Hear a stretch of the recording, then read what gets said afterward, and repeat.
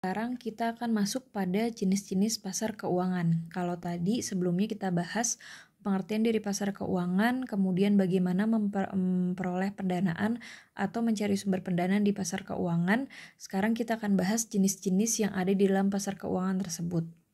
Nah, di sini bisa kita kelompokkan ada pasar modal, jenis-jenisnya ya, jenis-jenis pasar keuangan. Ada pasar modal, kemudian ada pasar uang, kemudian ada pasar falas atau pasar valuta asing, ada perusahaan sekuritas, dan ada asuransi. Nah, untuk lebih jelasnya kita akan jelaskan satu persatu ya di slide selanjutnya.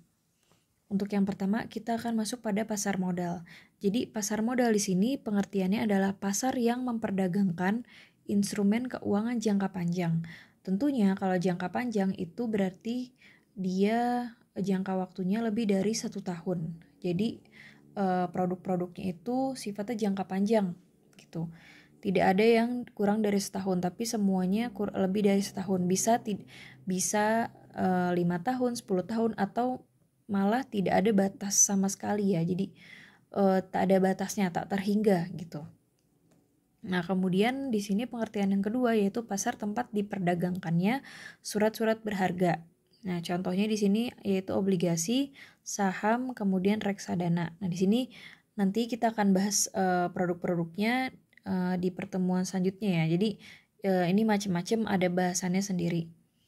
Nah, kembali lagi ke konteks pasar modal. Jadi di dalam pasar modal itu ada 2 jenis pasar. Yang pertama adalah pasar perdana atau istilahnya di sini initial public offering atau IPO, dan yang kedua itu adalah pasar sekunder. Jadi untuk yang pertama, pasar perdana itu adalah pasar di mana saham diperdagangkan untuk pertama kalinya. Jadi kan kita lihat saham itu di Bursa Efek banyak sudah tercatat, ada berapa ratus perusahaan gitu ya sudah listing di bursa. Nah, sebelum perusahaan itu tercatat di Bursa Efek gitu ya, di Bursa Efek Indonesia, di IDX gitu ya, di IDX mereka akan atau wajib melalui yang namanya pasar perdana. Jadi sebelum diperdagangkan ke publik, sebelum tercatat di Bursa Efek gitu ya, mereka harus melalui yang namanya pasar perdana atau IPO. Mereka harus IPO dulu karena di situ harga saham ditentukan pertama kalinya gitu. Dan dan saham itu diperdagangkan di pertama kalinya. Jadi kalau kita lihat perusahaan-perusahaan yang sudah listing di bursa itu mereka sudah melalui yang namanya IPO. Harus melalui pasar perdana dulu atau IPO dulu baru bisa masuk ke Bursa Efek gitu ya. Baru bisa tercatat di Bursa Efek. Nah, nanti adalah banyak skema-skemanya bagaimana IPO sampai bisa listing di Bursa Efek. Kemudian yang kedua itu adalah pasar sekunder. Nah, di sini pasar sekunder adalah kelanjutan dari pasar perdana setelah perusahaan melepas sahamnya ke publik, atau di sini ya yang berarti listing di Bursa Efek, tercatat di Bursa Efek. Jadi setelah perusahaan melalui pasar perdana, harga ditetapkan di sana, saham pertama kali diperdagangkan, baru bisa masuk ke pasar sekunder, yaitu bisa listing di Bursa Efek gitu, bisa listing di bursa saham. Tercatatlah dan bisa diperdagangkan di publik seperti itu. Itu jenis-jenis yang pasar yang ada di dalam pasar modal. Nah, selanjutnya yaitu pasar uang. Nah, ini pasar uang ini kebalikan dari pasar modal.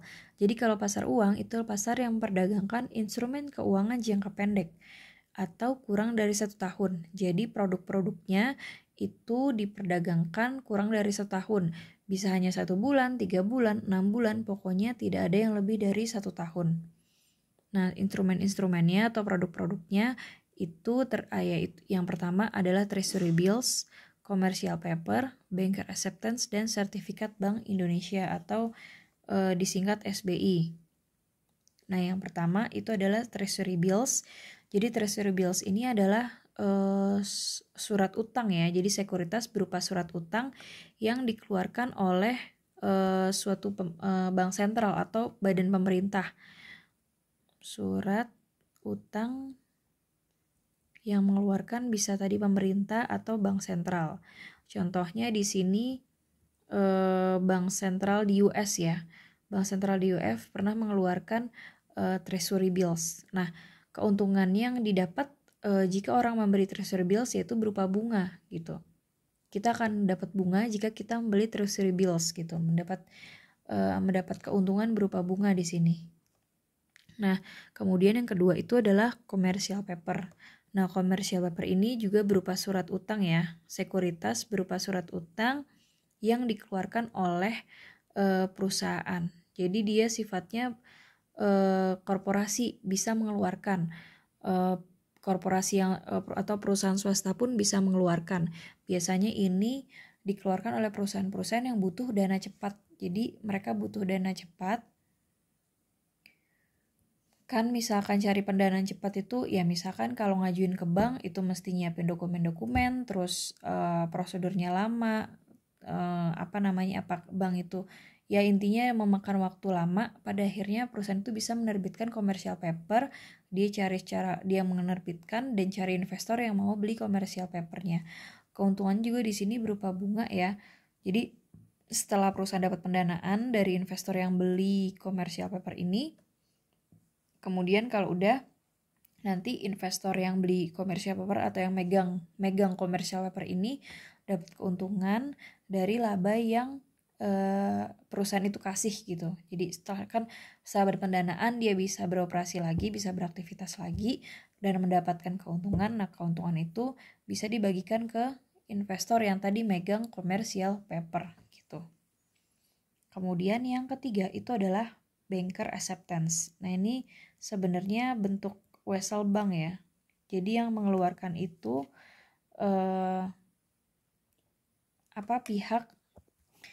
pihak bank ya.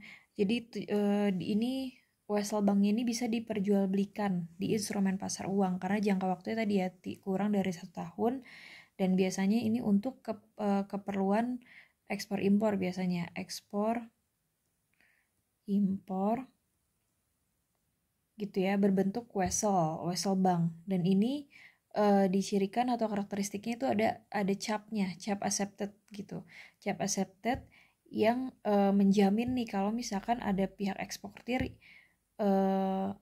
supaya percaya nih kalau dia tidak akan gagal bayar gitu. Misalkan beli barang gitu ya, pihak eksportir beli barang. Nah, supaya tidak dicap dia kemungkinan tidak bisa bayar gitu ya, supaya tidak ada kemungkinan gagal bayar gitu. Ini bisa menjadi alat gitu ya untuk menghindari adanya kemungkinan gagal bayar tadi gitu, banker acceptance.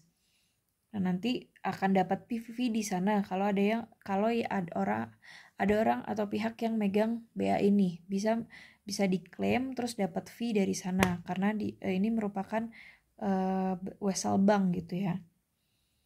Nah, kemudian yang keempat yaitu sertifikat Bank Indonesia atau SBI. Nah, ini sebenarnya bentuk produknya itu berupa surat utang juga dan tentunya dikeluarkan oleh Bank Indonesia karena tadi kan judulnya sertifikat Bank Indonesia yang berarti yang mengeluarkan itu adalah Bank Indonesia. Jadi yang mengeluarkan Bank Indonesia berupa surat utang biasa jangka waktunya itu 1-3 bulan. Nah, kenapa Bank Indonesia tuh ngeluarin SBI gitu? Biasanya SBI ini digunakan untuk mengontrol kestabilan nilai mata uang rupiah gitu ya. Jadi dengan adanya penjualan SBI ini, Bank Indonesia itu bisa menyerap kelebihan uang primer yang beredar. Jadi bisa mengurangi jumlah uang yang beredar gitu dengan mengeluarkan SBI ini. Nah, keuntungannya juga bisa berupa bunga. Jadi misalkan ada orang yang beli SBI gitu, berarti kan dia store modal nih ke Bank Indonesia. Nah, dia bisa dapat bunga dari situ supaya tadi ya menghindari adanya kelebihan uang yang beredar gitu. Jadi dia mendingan beli SBI, dia nyimpan uangnya di situ. Nah, dan juga selain nyetor modal ke SBI dengan membeli SBI ini juga bisa dapat bunga dari SBI seperti itu.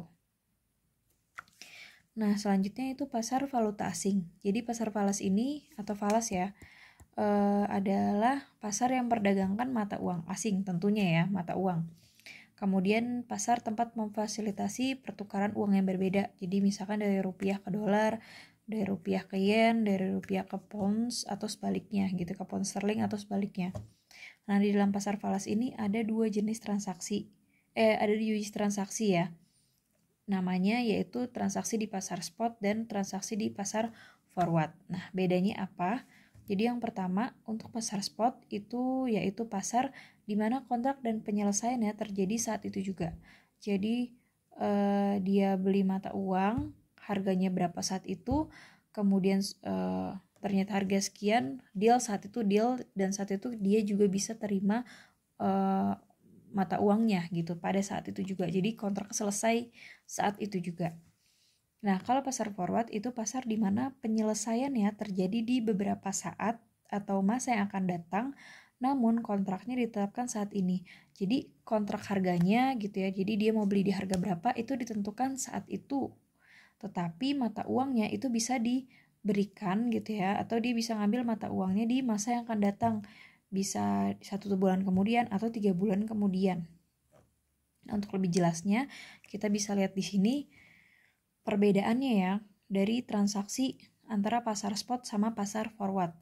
Jadi kalau pasar spot tadi misalkan kita mau beli dolar nih. Nah, saat itu 1 dolar harga kalau dirupiahkan itu 14.500. Nah, saat itu juga kalau kita sudah setuju, oke, mau beli dolar, ternyata harga saat ini dolarnya itu di 14.500. Kalau di pasar spot ya kita beli dolar saat itu juga dan terima dolar saat itu juga gitu.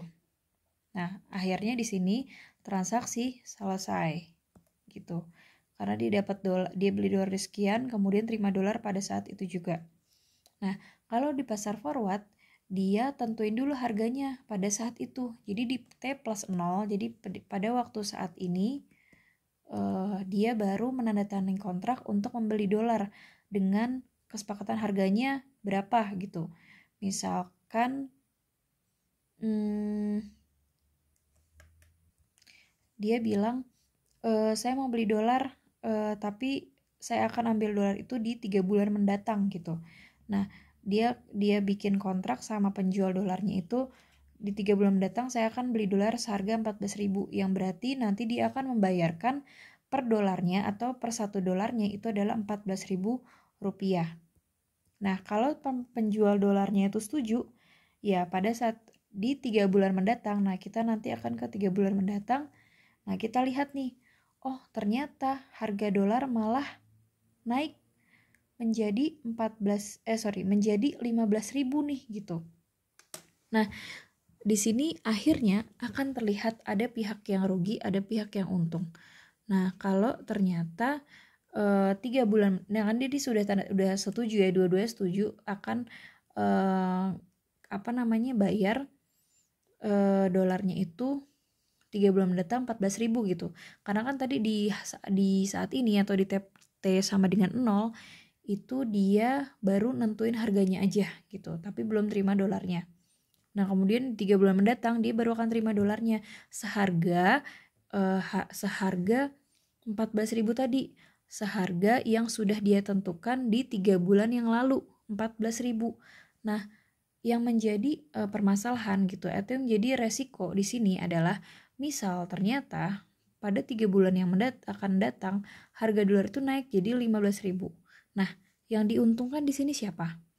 Yang diuntungkan adalah pihak yang beli dolar, karena di sini di 3 bulan yang lalu dia bilang saya akan beli dolar di 14.000, tapi saya akan ambil dan saya akan bayar di 3 bulan mendatang. Nah, ternyata harga dolar saat 3 bulan kemudian itu 15.000.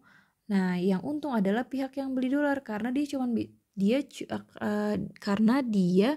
cuman bayar 14.000.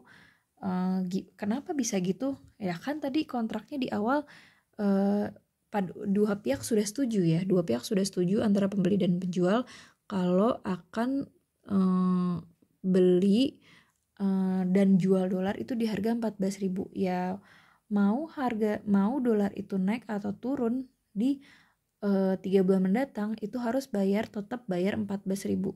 Nah, di sini yang rugi adalah si penjual dolar kan.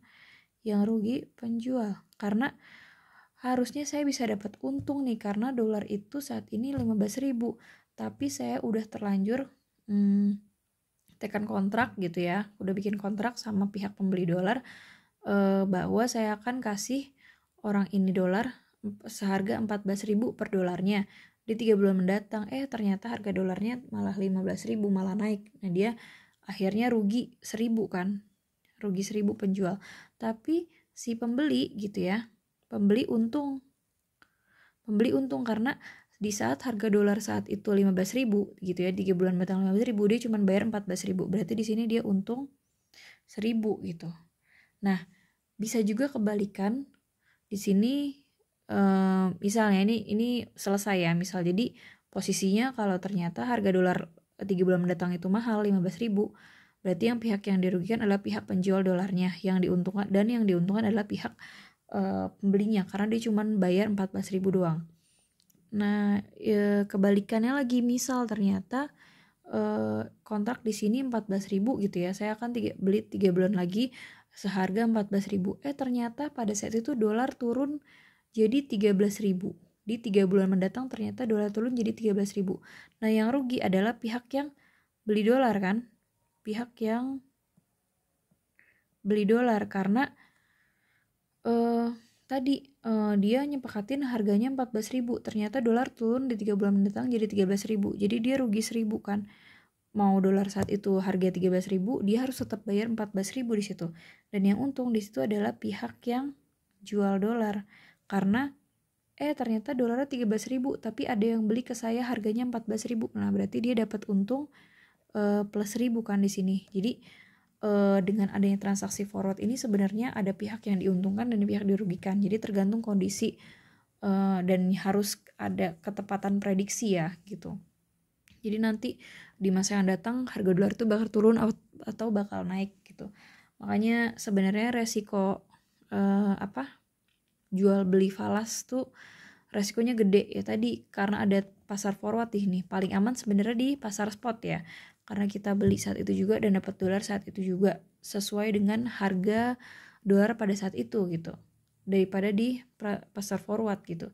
Ya tadi yang sebenarnya yang bikin menguntungkan merugikan itu dari kenaikan atau perubahan nilai dolarnya tadi, seperti itu. Perbedaannya jadi cukup jelas ya antara pasar spot dengan pasar forward. Nah, selanjutnya di sini asuransi. Nah, kalau asuransi di sini sebenarnya kan bentuk ini ya, proteksi ya. Proteksi di sini untuk kita supaya kita tadi misalkan kecelakaan terus ada yang bayar ganti biaya rumah sakit, atau misalkan mobil kita penyok gitu ya, ada asuransi mobil nih, jadi mobil kita bisa dibenerin tanpa mengeluarkan biaya gitu.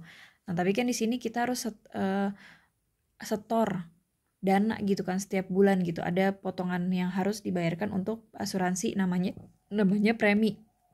Jadi asuransi di sini menarik premi dari nasabahnya. Jadi premi itu adalah kompensasi atas perlindungan terhadap resiko yang mereka berikan kepada nasabahnya gitu. Jadi ya tadi misalkan ada asuransi, misalkan mobilnya ketabrak terus penyok gitu kan. Nah, ada asuransi di sini, asuransinya yang mengganti mobil kita tadi gitu kan, yang penyok tadi.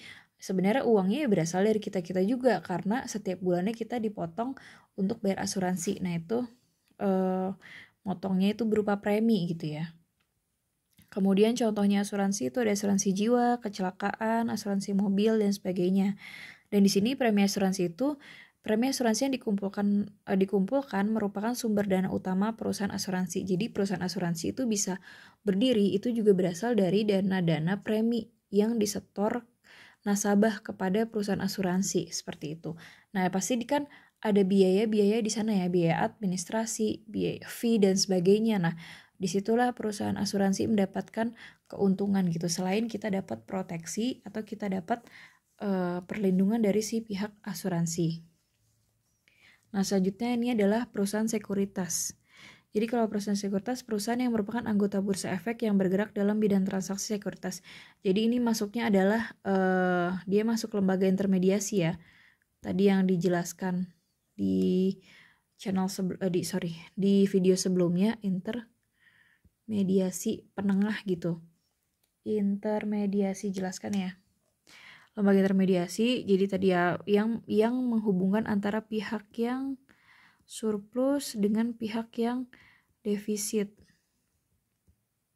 Di sini ada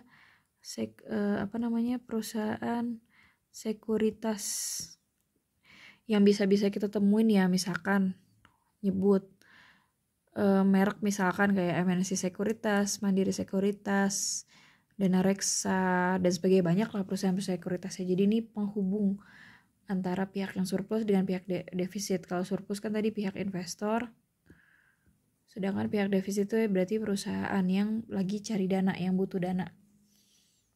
Nah, di sini makanya disebutnya perantara antara investor dan pasar modal. Investor itu tadi pihak yang surplus, dan pasar modal tadi perusahaan-perusahaan kan. Jadi kan isinya pasar modal itu perusahaan-perusahaan yang tercatat di Bursa Efek yang lagi cari pendanaan nih, yang lagi cari investor yang mau danain gitu.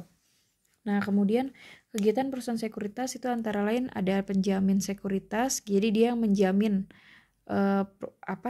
menjamin perusahaan atau penjamin efek gitu ya. Jadi yang menjamin kalau perusahaan ini sudah terlisting, terus juga dia sudah memang layak untuk diperjualbelikan dan sebagainya gitu ya.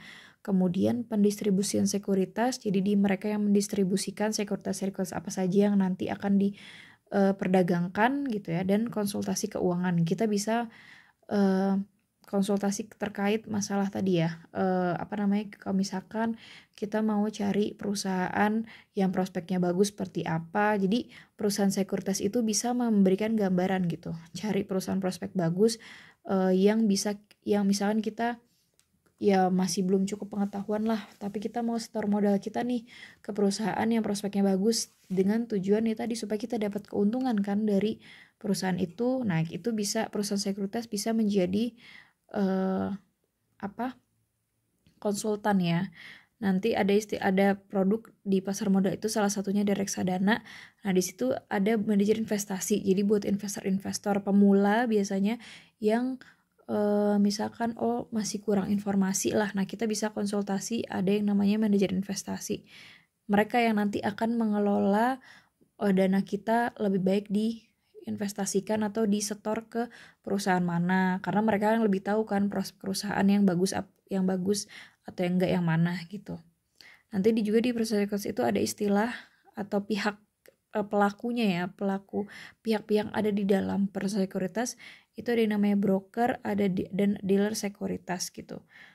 Nah, broker ini sebenarnya juga yang menghubungkan gitu ya, orangnya gitu.